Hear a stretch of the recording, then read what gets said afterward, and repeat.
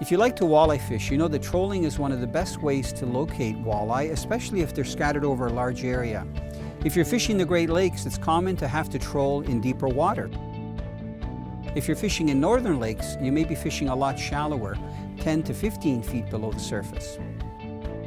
The best way to locate walleye when you're trolling for them is either knowing or finding out where the bait fish are that they're feeding on.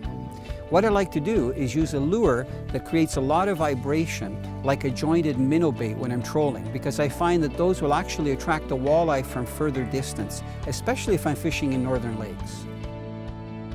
I usually start by using a jointed Rapala, and if the water is less than 10 feet deep, I will just flatline. That means that I don't use any additional weight or planer boards or devices to get my lure down.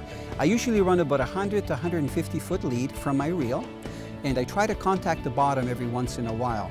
If I find that I'm not contacting the bottom, I'll either let more line out or I'll add a weight about 2 to 3 feet up from the lure on my line.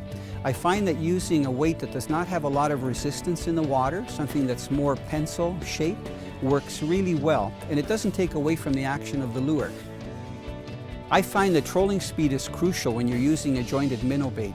So what I'll do is troll at the slowest speed with my outboard, and every once in a while I'll put the shifter into neutral to allow the line to sink down a little bit and also give the jointed Rapala a different action, and then I'll hit it back into forward again.